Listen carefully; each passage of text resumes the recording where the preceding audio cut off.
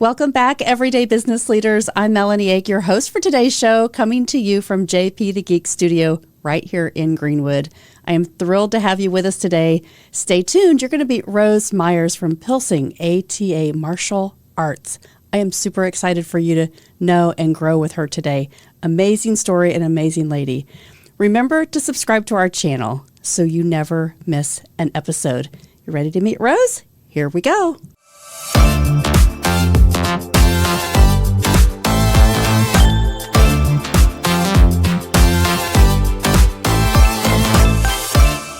Hi, Rose. Hi, Melanie. How are you? I'm good.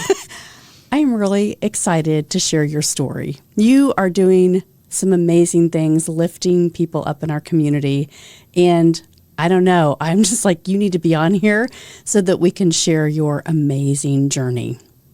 It's an honor and a privilege. I follow John Maxwell and I teach his concepts to my kids. So I appreciate the thought and the invitation. Oh, gosh. You know, business leaders, a lot of people can say you can have a title, right? You can have a title of a business community member, but being a leader is something completely different. And I love what you do because when you give people skills and you teach them something that they can also take with them their whole life and teach, that's just something you can never take away, right? Learn a skill, learn something that you can be a mentor in, and then you just become so much more confident in everything else that you want to do.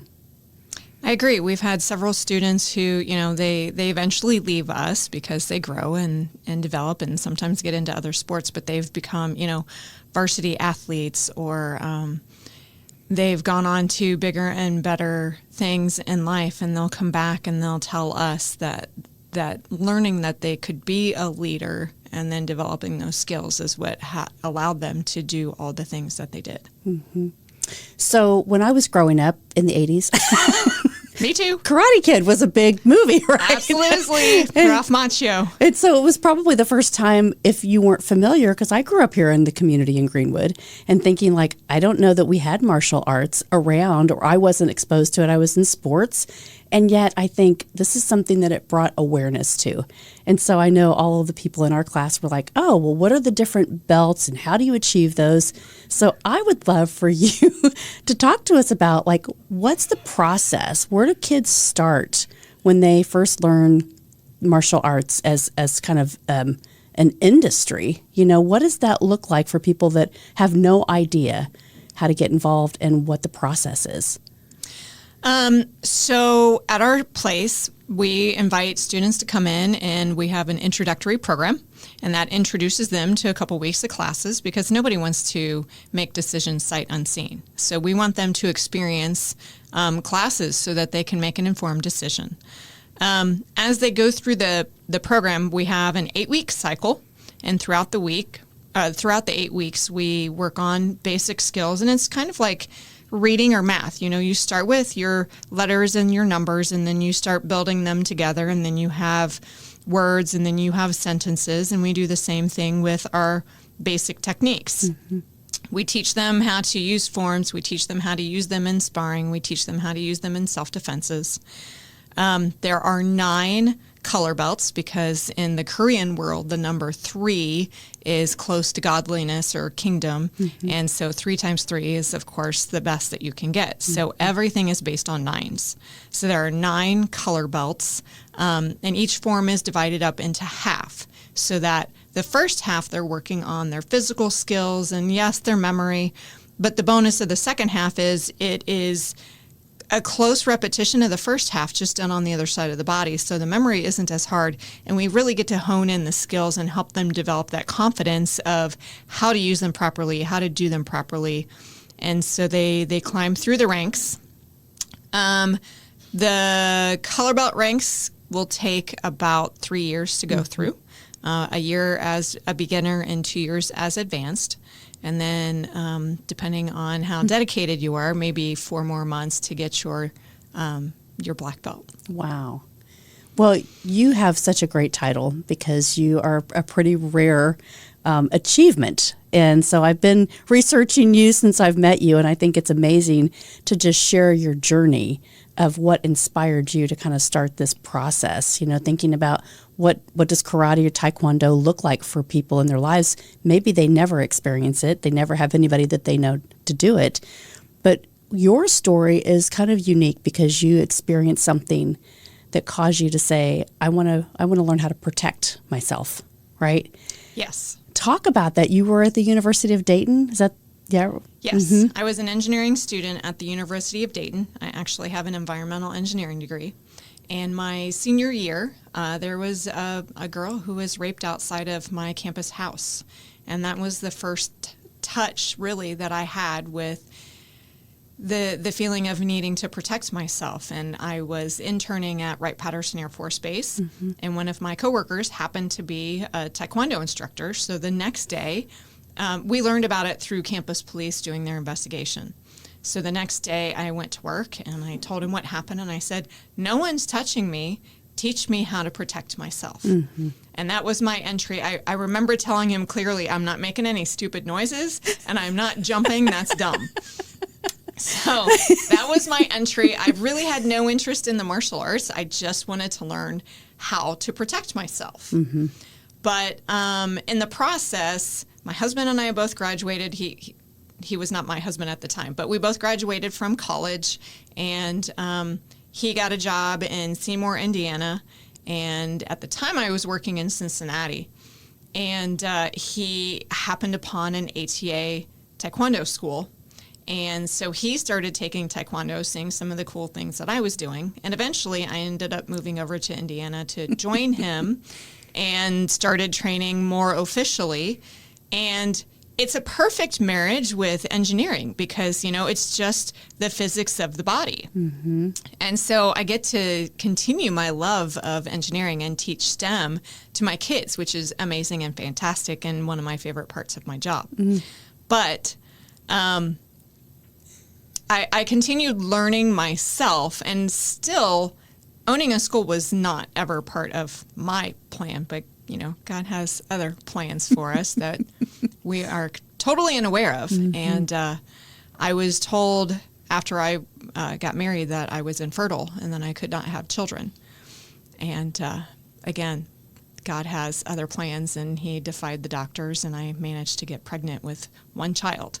And I could not leave that one chance, that one opportunity in daycare or somewhere else. So I retired from my engineering job, and I started teaching taekwondo because I could stay home with her during the day, and then we basically handed off the baby. I would give it to him, and she could get daddy time to herself, and I could go teach. And that is actually how I started in this world. Wow. Isn't that amazing? Like when you just think the door is closing or you have to adjust, or like, why do I have to make these decisions, right?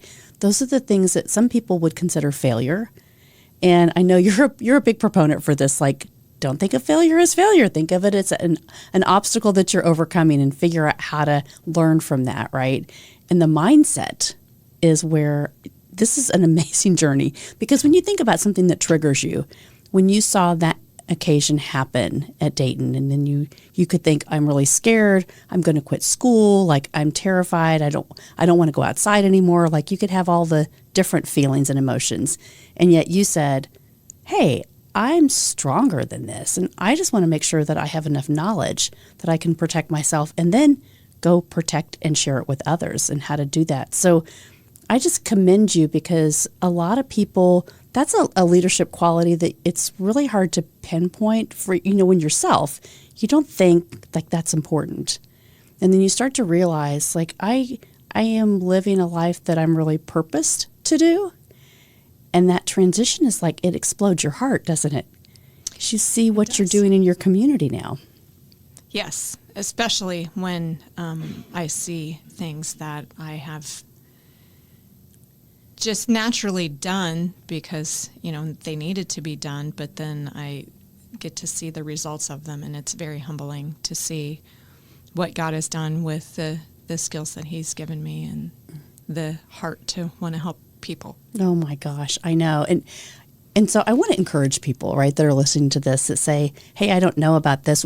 What kind of opportunities for just the public community so we can come and sign up and watch a class, like you said, for adults and kids. So anybody can learn this, right? We don't have to be a karate kid. No, we start at age 3 because unfortunately, they're the most innocent and it's really hard to explain to them that they can be in danger. And so we start at 3 and we teach them the same skills, just in a different format. All of our programming grows with the natural abilities of the children. So, 3s and 4s, it's similar to a preschool classroom, but they are still learning how to defend themselves. Most importantly, they're learning how to be vocal and they're learning how to get themselves help if they find themselves in uncomfortable positions. Mm-hmm. They move on to 5 and 6, which is still in our preschool, but we're working on getting them school ready. Things like right and left and following directions and all of that stuff. And then when they hit 7, they move on to my floor. My husband teaches the 3 to 6-year-olds. Mm-hmm. And then at 7, they move on to my floor, and I take everybody from 7 up. And it's fun when I get the teens and adults because, especially the adults, they come in with it's harder to teach the adults than it is children. Yeah. It really is. We have bad habits, right? Adults have egos. I hate to say it, but nobody wants to look stupid or feel like they don't know something, and kids don't care. So the teen and adult class is very unique and very interesting to me. It's one of my favorites to be in. Kids need a lot of care, yes. But sometimes those teens and adults, they need more care because they need that support that they can do it. And actually, I learned through martial arts so that I could grow so much more in my confidence as an adult. I didn't do martial arts as a kid. I didn't start until I was in my 20s. Mm-hmm. And I had no idea how much more room I had to grow until I did martial arts. And looking back, I had no idea. But you had that incident, right? You had something that drove you to say, I want to learn this because it's going to help improve me. I did, yes. And so if somebody's kind of listening today and they're like, oh, I think that might be fun for exercise. But, when I look at some of the videos that the kids do, just not the stance or the protection or thinking of somebody, is coming at you in a supermarket or a grocery store or a parking lot, right? We think of us being protected out at night and being afraid to do that as we get older. But having that stamina in your body, having that ability to know how do I move? If someone's coming around me or at me, what part of my body can I move to protect myself from this angle? And I think as I watch you in some of the videos, it's just really interesting. Like you really teach that significance, the posture of the movement, why you do it. And I think as you're learning that, I think that gives you the confidence to know when you have to pivot and I don't know, I'm an ice hockey player. So I can compare that to learning how to ice skate, right? Sure. We had a cone and then I got a chair and then I got my stick. But the process that I've seen you on some of these videos is really, it's phenomenal to think that you can have so much confidence just in these stages. And so the time that it takes, though, because I know when you earned your black belt, it's taken you 20 years.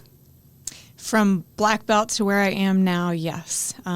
It took me 20 years to get my mastership because it's a lengthy process. ATA does not allow you to rush. They teach life skills. That's why I'm a member of ATA among any other taekwondo organizations. And one of those life skills is patience. And, in a world where we have immediate gratification constantly in our face, people need to learn that, good things come to those who wait. Mm-hmm. And so, in our organization, when you hit black belt, whatever rank you are, that's how long you have to spend there. So, for instance, I'm a 6-degree black belt. I'm here for 6 years.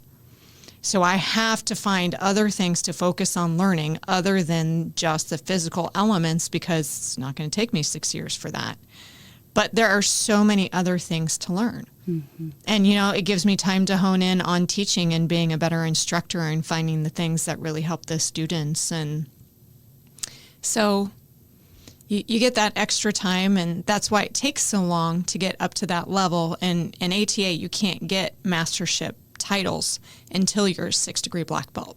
Wow. So they want to make sure that you're going to stick with it and that you're not just, a self-proclaimed master or somebody who's going to quit as soon as they get that title. Mm-hmm. So they want you to be dedicated and to stick around. So that's why it takes so long. Yeah. Well, statistics show, right, that you're one in, what's the number? Like one in? I don't actually know that, but what I can tell you. It's a pretty big number. It is, well, and being a female makes it an even bigger number. Yeah. What I can tell you is that when I went through my master's class, being an engineer, of course, everything is numbers. Mm-hmm.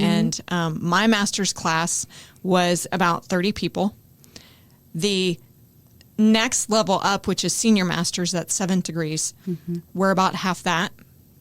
And then the next level up, chief masters, which are 8th degrees, were half of that. Wow. So, yeah. So there were about 15 senior masters, and there were only about 5 or 6 chief masters when I went through the process. So That's you could incredible. see how low it whittles down. And, I mean, I can see just in my own place, black belt is a major accomplishment. But unfortunately, it's kind of that end point where people are like, hey, I got it. What they don't realize is you may have gotten that piece of material. You never get to wear it if you retire after those 3 years. And that's really where the fun starts. Yeah. That's where you get to give back, right? That's the clarity, the patience and the clarity that comes once you get really clear. But it's the consistency. I love this theory of consistency, right? It's like you don't know what you don't know until you do it. But you really don't know how to step forward until you take the action. And once you take the action, then you get really clear, you get courageous, and you become confident in what you want to do next. And I think that's kind of your journey where I've seen you go. And since I've known you, I'm like, wow, this is really amazing to watch you build this community. Because you're right down here in Greenwood, and for people that have never really experienced your program, I think they should. They should come and at least check it out and have their kids check it out. And as an adult, let that ego go. Go have some fun, right? Go have some fun. I totally agree. Hi, I'm Melanie Yake, founder of Everyday Leaders, and I'm excited to share with you a new training resource for your team called the Leadership Game. The Leadership Game is a tool. It's administered exclusively by John Maxwell team members. And when you bring this assessment tool in to lead your organization, it shows you the current level of your leadership and gives you tangible and actionable results to move forward. So don't delay. Get in the game, the Leadership Game, exclusively from Everyday Leaders.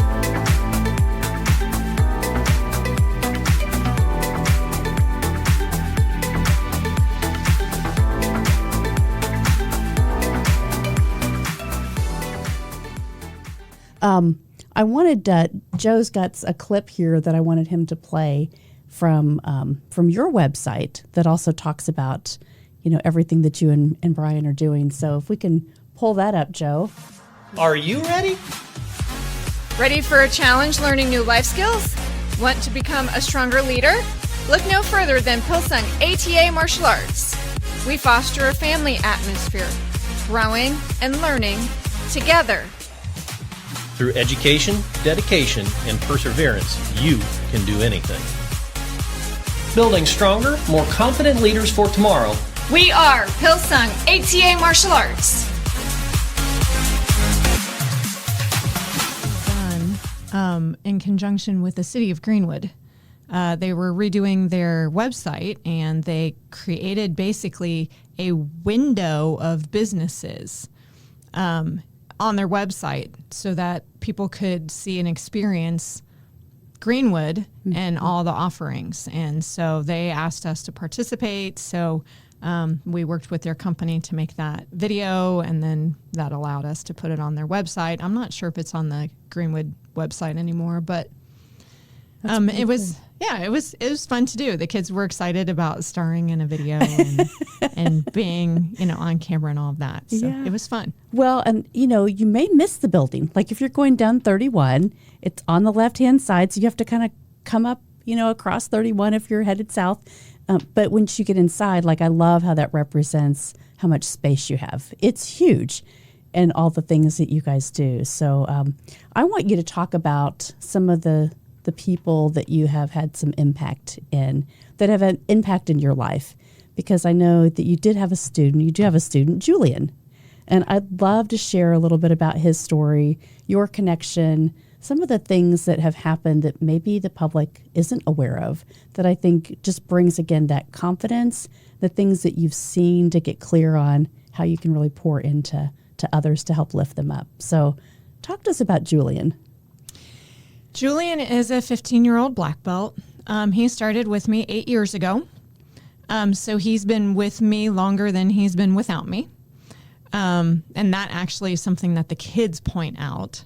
But when he started with me 8 years ago, it was because he was having some immune issues and, he kept getting sick and the doctors were like, well, maybe you just need to get into a physical activity and that'll boost your immune system. And so he did. And actually, taekwondo was fantastic for him. He really enjoyed it. It did help boost his immune and he stopped getting sick as much. He still would get sick more than most normal kids, but not once he got involved and active. It wasn't too bad. And then he hit puberty right around the same time COVID came. And I think all of the hormones and the growth and everything, he really started to get sick. His illnesses would last months. And they went to Riley and they went through all the different kinds of specialists trying to figure out what was wrong with him. They couldn't. They kept putting labels on it, and his mom was such an amazing warrior. She would just look at what they would try and label him with, and she'd be like, no, this doesn't fit. These are his symptoms. This is what this says it's supposed to be. It's not the same. And she was relentless, and she was an amazing fighter for her son.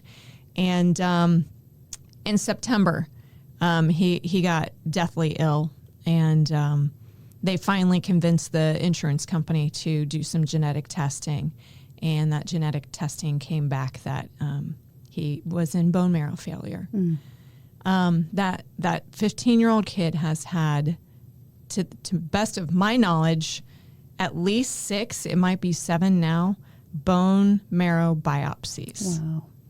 He's got a shunt put in because as part of the process, he gets transfusions 2 to 3 times a week just to survive. Mm-hmm. He's been in quarantine since he tanked in September. And the only way he can survive is if he gets a bone marrow transplant. So they asked to put that, I don't think it's called a shunt, it's whatever, the thing in his chest, so that it's a port. Like a port. Mm-hmm. Yeah, it's a port, so that they had easy access. And one of the things they have to do when he's ready for his transplant is to kill all of his natural bone marrow. Mm-hmm. So that he has to go through a 2-week intensive process of chemotherapy and all of that. And that, of course, will kill his immune system completely. So then he has to live in a bubble. Mm-hmm. He was actually supposed to be in the hospital right now getting his transplant. But unfortunately, the person who was poised to donate got some bad news themselves, and they did not meet all of the quality checks. Mm-hmm. And so they were unable to donate. So he got set back. They're working on Plan B. Unfortunately, the next in line is in Australia. Mm. So they have to jump through all the extra hoops. In the meantime, all of the testing that they did to prep him for his transplant will have expired, mm-hmm. and he'll have to do it again. All the process again. Yeah. Here's the amazing thing about this kid, though. 15 years old, right? 4 in 1 million kids get this disease. Mm-hmm. So the doctors don't have confidence. You were talking about confidence earlier. They really don't know the best way. They don't have all the answers like you would pray they would for your child to save them. And so this precious kid agreed to participate in a research study. And they took his biological parents, obviously, are his parents, but they're not perfect matches because he's a little bit of each. His sister is, but she is significantly younger than him and not able to do that. And then, of course, they look through the donor bank for people who would match. So what this research study did, because they don't honestly know if it's better to have biological not quite matches or non-biological perfect matches, he agreed to let a computer choose. Oh, wow. So they put 2 people from the bank against his 2 parents, and they put the 4 of them into a computer. And if you read the Daily Journal article, this kid says, it's okay because God is behind the choice, and I know it's in his hands. And that's how amazing he is. This kid has been knocked out of being able to test for his rank that he's worked so hard for so many times. And yet he comes in with a big smile on his face, cheering on all of his classmates and celebrating all of their successes, even though he didn't get to have his. Wow.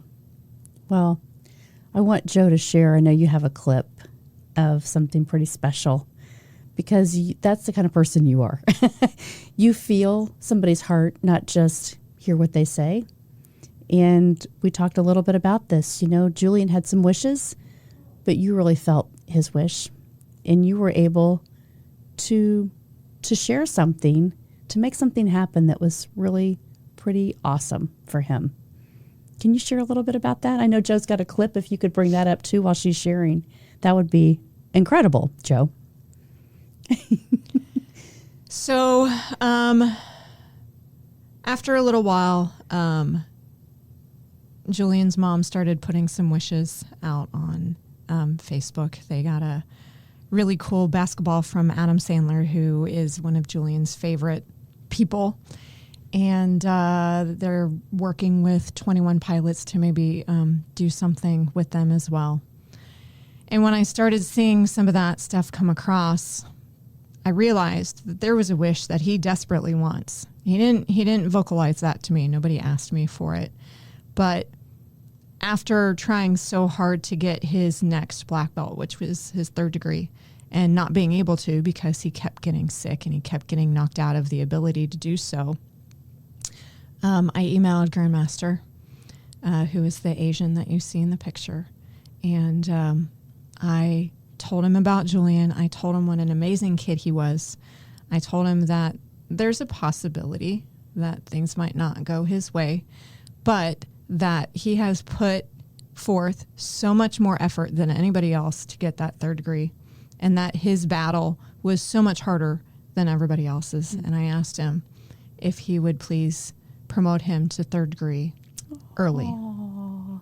And I knew he was going to be at a camp that I was going to be at a couple weeks later. So that's where we're at in the video. I'm literally the person behind the camera taking that video. And Grandmaster immediately agreed, without a doubt. And he's like, what can I do? And I said, he just really badly wants his 3rd degree. He's tried so hard to get it, and he keeps getting knocked out. And he said, okay, I will bring his certificate, and I will bring his belt, and I will present it, and you can video it, and then you can give that to Julian. And he signed the belt, and so I brought it back. And in the meantime, while all of that was going on, I contacted Julian's mom, and I said, hey, I'd really love to stop by and visit Julian and raise his spirits. Would that be okay? And she was like, absolutely.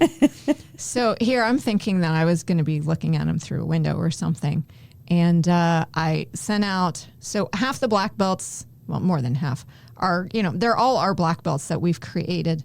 But some of them have retired from being in taekwondo. We had 2 kids come from college. They came home because this was early December, so that was during finals. And they still came home from college.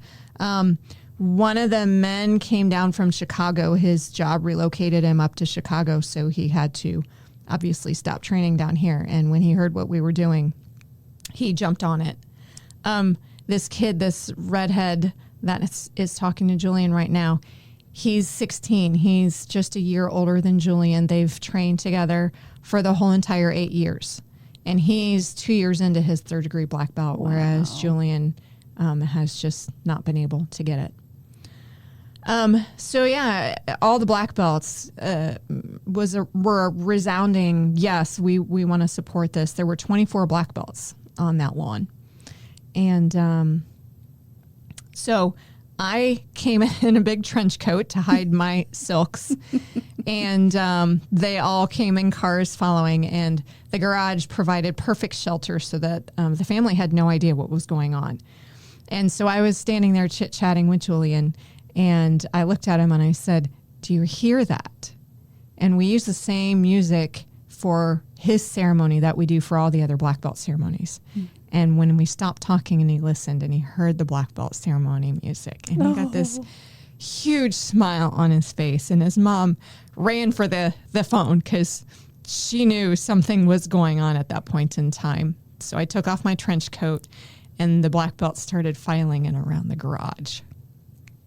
And so we played the video that Grandmaster created for him and gave him his belt and his certificate in person. And I told the black belts that they didn't have to say anything because there were some younger children in there, but they all voluntarily went up and at least bowed to him and wished him well. And, you know, the ones that had been close to him and trained with him for so long had deeper, more heartfelt words for him. And it was a really touching, cold 20 minutes.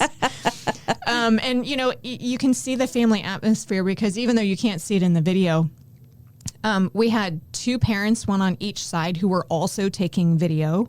And the parents of the kids who couldn't drive, they all circled the house because, you know, it's a big family. They all love Julian and they wanted to support him and they wanted to be part of that very unique ceremony. And so, yeah, we wanted to raise the spirits and let him know that that we're there for him and that he's got a huge family rallying around him. And the belt he ordered for the third degree he was supposed to test for is still hanging in my studio because I know Julian he's an honor roll student. He's in robotics. He's in tennis. He's in band. He's an amazing kid, and he works so hard.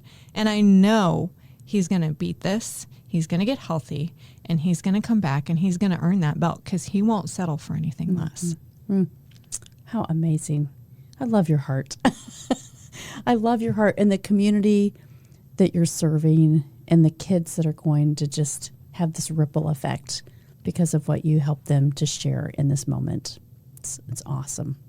Thank you for all you do. I do what's needed. Yeah. And what God calls me to do. Oh, you're amazing.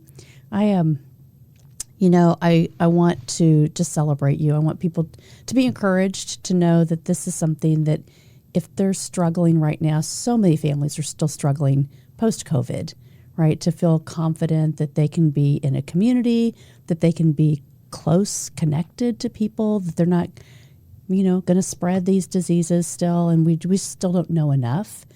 But I think this is one of the sports that it gives you that confidence. You can take this with you forever. Once you learn this skill, once you learn these techniques, patience is a virtue. Right? That's why it's in the Bible. A lot. It's a virtue. And this is something that's great that everybody should try at least one time in their life to see if it can make an impact like it has yours. Yeah. Thank you so much for just joining us today. Do you have any final words of wisdom? I know you have so much to share on your heart, but for those families that, may just be struggling with connecting into their own family in a safe space, you provide that. Any words just from your wisdom of working with families and kids through all these years? You asked me earlier what my favorite quote is, and I'm going to go Gandhi. And it's actually my personal email address too. And that's be the change you wish to see. So all of our students, in order to get their black belt, they are required to complete a community project. And some of the things that these kids come up with are amazing. We had a kid just at Christmas who he was like, you know what? There are tons of people who don't get Christmas cards over at the retirement facility. So I'm going to get as many people as I can to make as many Christmas cards as I can. And he had a relative who worked there. And he went and he delivered, they had to keep bringing in more and more and more Christmas cards, at least to my place, because the kids just loved it. And they kept making Christmas cards. So I'm not really sure how many he ended up with. I'll have to ask him. But he got to go around and deliver Christmas cards to tons and tons of seniors in Otterbein. And I can't even imagine how that made them feel. But the importance is, how it made him feel. And we want to foster that concept of, he's 9. That kid is 9. And now he knows the power that he has to change the world if he just puts some time and effort and love into whatever he wants to do. And, that's what we try and encourage all of our students to do, but especially our black belts. And they have to do it for every single black belt that they earn. Wow. Thanks for being a catalyst. Yeah. You got to empower people to be the change. It's so important. Love your heart. Thank you, Rose. My pleasure. Thank you. Oh my goodness. That was awesome. You guys, thank you for tuning in today to Everyday Business Leaders. I know this was something I was looking so forward to sharing Rose's heart, her story, and to really help you think and grow differently in our business. Our community is so special, and we need to take care of each other, and we need to help each other grow, and it never ends. This journey is amazing. In our local Johnson County community, we have so many resources. So if it's something that you are thinking about, you need to get a hold of Rose Myers at Pilsung ATA Martial Arts and get involved. It will help you and change your life. Remember, we keep bringing the best insights from our local community. So I want you to stay tuned for more episodes filled with wisdom, innovation, and inspiration. This is Melanie Ake signing off from JP the Geek Studio, where better IT service is just a call away. They say own it, secure it, and protect it. Until next time, don't forget, subscribe to that channel, turn those notifications on so you never miss an episode. Everyday Leaders helps you to become a better leader in your life. And remember, it's not what you do in a day. It's what you do every day that makes the most impact. Thanks for tuning in.